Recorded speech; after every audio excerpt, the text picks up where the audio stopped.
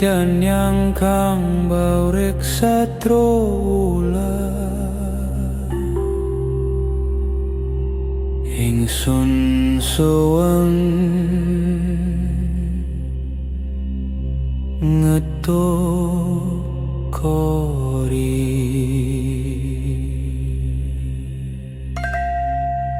Patok gajah Bapagung Trawulan.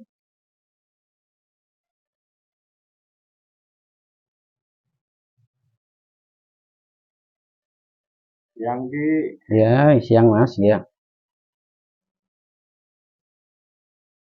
Ini posisi di situs Patok Gajah ya Ki ya. Iya, kebetulan ya. Ini warga setempat menamai situs Patok Gajah. Sejarahnya pripun Ki? Oh, kalau untuk pertanyaan sejarah Mas ya, ini kebetulan saya sendiri kan ibaratnya orang Trawulan sendiri ya. Jadi saya bercerita atau menceritakan sesuatu yang dari orang-orang tua dahulu ya, yang pernah saya dapatkan dari tokoh-tokoh masyarakat waktu itu ya. Jadi berawal yang saya ketahui dari sejarah waktu itu kan memang untuk Pendopo Agung itu mulai terjadi pembangunan di sini itu pada tahun 1958 ya. Di 1958 seringnya waktu akhirnya ketika tahun 1962 itu akhirnya launching untuk berhentinya pembangunan Pendopo Agung. Dan memang pada waktu pembangunan di lokasi Pendopo Agung ini dahulu itu memang untuk Patok Gajah ini sempat pernah mau diangkat ya, memakai alat berat Mas ya, tidak bisa. Beberapa kali pernah diangkat untuk maksudnya kedalamannya kita tidak tahu ya, gitu. Nah, seiringnya waktu akhirnya memutuskan agar tidak dijebol atau dilepas dari tempat ini ya. Waktu itu saya juga masih kecil ya, tapi kebetulan saya bercerita, saya orang sini sendiri. Dulu memang batu ini ketika belum ada bangunan di sini Mas ya, ini kan kena sinar matahari. Artinya batu ini memang ketap-ketip kayak ada hal-hal yang istilahnya batu meteor atau bahan yang menyerupai bahan dari pusaka gitu.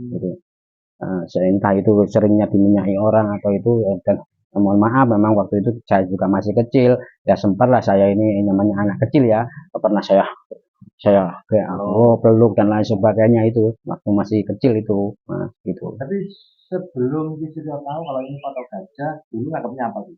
Awalnya waktu kecil dulu.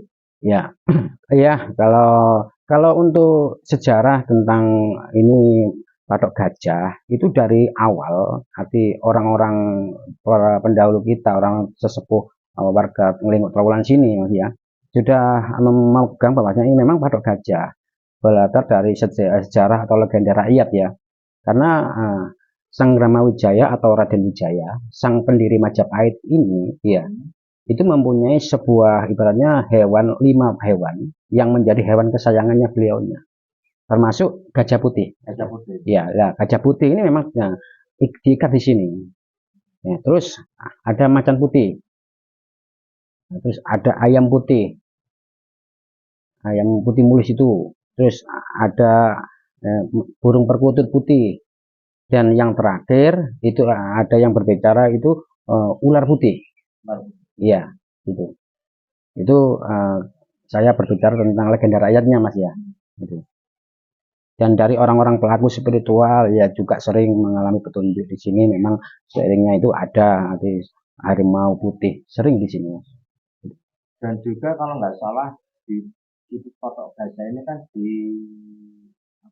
diceritakan kisah Mahapati Gajah Mada. Iya. Yang mana beliau melakukan sumpah amukti palapa di sekitar sini gitu. Iya. Iya. Kayak di belakang kan ada makam Manggung. Iya. Kalau kita berbicara dari sini, ini situs Patok Gajah Mas ya. Terus kita masuk ke belakang, disitulah terjadinya awal akhirnya ada pembangunan Pendopo Agung ini. Karena yang di belakang itu kan makanya tertulis di situ ada bait Sanggar Agung Songsong Jonggo Bawono. Artinya Sanggar adalah tempat pemujaan, Agung adalah pemujaan yang besar. Nah, para raja-raja itu menjalankan ibaratnya ritual di situ. Nah, ini kita berbicara tentang legenda rakyatnya ya Mas ya. Iya. Ada yang meyakini bahwasanya tempat di belakang itu adalah tempat pertama kali yang Raden Wijaya atau pendiri Majapahit mendapatkan wahyu ke Prabon di belakang itu. Dan yang kedua kalinya tempat itu digunakan untuk mengucapkan sumpah Amukti Palapa oleh Eyang Patih Gajah Mada sebelum disampaikan ke keraton atau ke sang raja. Oh, berarti ada dua, dua, dua waktu untuk mengucap sumpah Amukti Palapa. Iya, ini menurut saya dan menurut cerita dari orang-orang kita berbicara tentang sebuah yang tidak terangkat di sejarah di buku Mas ya. Jadi Sumpah Amukti Palapa ini pernah diucapkan 3 kali oleh Eyang Mahapati Gajah Mada. Pertama diucapkan di Sanggar Agung Songsong Sanggabawono itu karena setelah tempat Raden Wijaya menjadi seorang raja, akhirnya tempat itu dijadikan Sanggar Agung Songsong Sanggabawono untuk meminta petunjuk kepada Sang Yang Maha Kuasa atau Sang Yang Widewasa atau saat ini adalah Allah Subhanahu wa taala. Akhirnya Eyang Mahapati Gajah Mada mengucapkan sumpah Amukti Palapanya di tempat Sanggar Pamujan itu meminta petunjuk apakah layak saya mengucapkan sumpah Amukti Palapa ini. Nah, dari perjalanan spiritualnya yang Mahapati Gajah Mada, beliaunya mendapatkan usik bebisiking kolbu. Usik bebisiking kolbu itu memang tidak didengar telinga, tapi ada rasa yang bilangnya inilah yang perjalanan orang dulu ya, Mas ya. Akhirnya bahwasannya memang tepat sumpah Amukti Palapamu ini. Tapi kamu penuh perjuangan dan penuh mara bahaya. Gitu. Artinya banyak tantangan. Artinya yang Gajah Mada ini sanggup menyanyi, akhirnya diucapkanlah di depan sang raja. Ketiga kalinya diucapkan di Bali. Ketika ingin mempersatukan Bali sini, waktu itu pertemuannya beliaunya dengan Panglima Besar Bali Kebu Iwa di situ. Sumpah Amukti Palapa itu memang 3 kali diucapkan. Dalam bait Sumpah Amukti Palapa itu kan ada ucapan lamun humus kalah Nusantara ring gurun ring serang ring tanjung ingsun Amukti Palopo. Dalam artian saya tidak akan wikromo sebelum saya bisa menyatukan Nusantara. Wikromo itu artinya saya tidak akan menikah dulu dan saya tidak bisa makan enak, tidak bisa tidur nyenyak sebelum saya menyatukan Nusantara. Mengenai Pendopo Agung ini, Ya. di sebelah sana itu, Ya. itu kan ada Pendopo Agung. Apakah itu sebagai apa ya, miniatur suatu pendopo di era kerajaan Majapahit tempat Mahapati mengucap Amukti Palapa? Ya. Kalau untuk bangunan-bangunan yang dari depan, untuk gapura pertama ini kan susulan Mas ya. Yang awal kalau kita masuk dari jalan utama, itu gapura susulan. Konsep awal dahulu itu sebelum ada gapura yang depan, sudah ada yang di gapura kedua ini. Ya, di sini. Dan inilah sebuah ciri khas dari Majapahit yang namanya dengan Gapura Brawijaya. Dahulu masa kecil saya di kampung sini Mas ya, di rumah itu pasti ada istilahnya Gapura Brawijaya. Itu makanya iya simbol dari saat ini adalah Kodam 5 Brawijaya, itu makanya simbol dari Kodam 5 Brawijaya ada gapuranya. Terus untuk miniatur ada pertama kali ada patung yang Raden Wijaya, terus ada susulan lagi Mahapati Gajah Mada itu. Saya tidak ingat tahunnya berapa itu, tapi saya masih kecil. Saya sempat ibarat bahasa Wong Jawa melok nunggoi waktu pemrosesan pembuatan arca atau patung itu. Relief itu saya belum sempat kalau relief itu. Soalnya relief itu mungkin waktu itu tadi pada tahun sekitar 59 atau 60-an itu untuk relief itu. Terus belum ada saya. Di sebelah belakangnya justru ada tulisan peletakan batu pertama renovasi tempat suci User Bumi oleh Pangdam 5 Brawijaya Maret 2017. Yang dimaksud pusat bumi apakah patok gajah ini? Ya, seiringnya waktu banyak orang menyebutnya akhirnya ini adalah pusar bumi, ada yang menyebutnya ini patok gajah, ada yang paku bumi. Ini kan seiringnya waktu orang menyebutnya, Mas. Tapi kalau kita berbicara pada awal, tetap adalah cerita legenda raya tadi dengan pakemnya adalah patok gajah.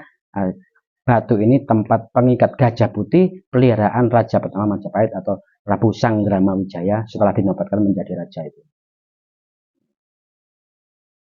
Berarti kayak bangunan di sini mayoritas di bawah naungan Pangdam. Ya, arti memang tempat ini dalam naungan Kodam Brawijaya, akhirnya dirawat alihkan ke Kodim, akhirnya ke Koramil, semacam itu.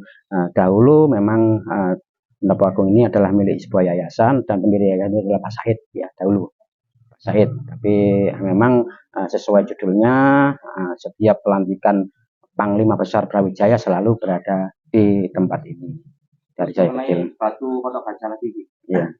Apakah ada ritual khusus buat membersihkan? Bisa dimandiin pakai kembang atau apa? Ya, Hari tertentu atau apa? Karena ini Mas, saya sendiri kan bukan sebagai juru perawat di sini, ya. Jadi memang dari rekan-rekan juga sangat antusias untuk melestarikan atau merawat, ibaratnya untuk bersih-bersih tempat ini karena kalau tidak bersihkan kan tetap kotor. Kalau untuk sebuah siram jamur dan sebagainya, mungkin ini perlu memang harus ada masukan semacam itu kalau kita rawat ya. Karena tempat ini kalau kita dianggap sakral, misalnya harus ada cara kita untuk membersihkan, adaptasinya gimana, ibaratnya semacam itu memang. Dulu kan awalnya katanya kan bersih, tapi ini cuma filosofi gitu. Itu loh di Batu kayak ada genggaman tangan. Iya. Kalau ada makna, biasanya orang lakukan sumpah kan menggenggam erat jemarinya. Iya. Ya, dari itulah terkadang itu kan fenomenal alam.